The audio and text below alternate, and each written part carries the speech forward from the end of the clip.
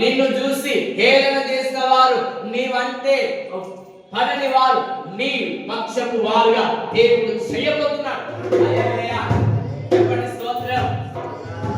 సంవత్సర కాల పంటను దేవుడు మనకి ఇవ్వబోతున్నాడు. హల్లెలూయా, హల్లెలూయా. ఇది ప్రవచన వాక్కు. దేవుడు మనకు సెలవిస్తున్న మాట ఏంటి తెలుసా? నువ్వు కోల్పోయిన దంతయు దేవుడు నీకు మరల ఇవ్వబోతున్నాడు. హల్లెలూయా, హల్లెలూయా. నీ జీవితంలో నువ్వు అనుభవించని మేలును అనుభవించబోతున్నావు. అయితే నువ్వు భక్తి, భయము, ప్రార్థన కలిగి విశ్వాసంతో ప్రభువును వెంబడించాలి. హల్లెలూయా, హల్లెలూయా.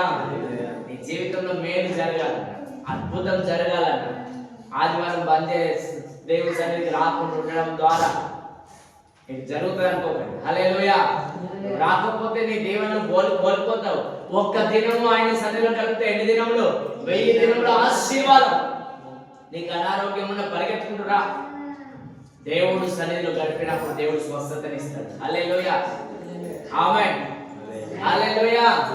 ఎన్నడూ కూడా ఆయన సన్నిధిలో నిర్లక్ష్యము చేయదు. యెహోవా కొరకు నువ్వు ఎదురు చూడాలి. ఎప్పటి వరకు తెలుసా?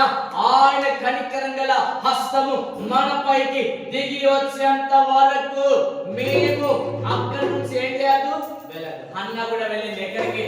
దేవుని సన్నిధికి వెళ్ళింది. నాకు ఒక్క కుమారుని కావాలి ప్రభా, ఒకటే ఒక కుమారుని ఇవ్వని దేవుని సన్నిధికి వెళ్ళింది. పట్టింది. హల్లెలూయా.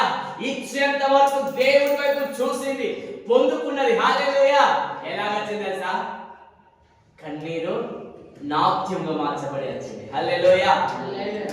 కన్నీరే అన్నను భావించింది, కన్నీరే కుమారుని దయచేసింది.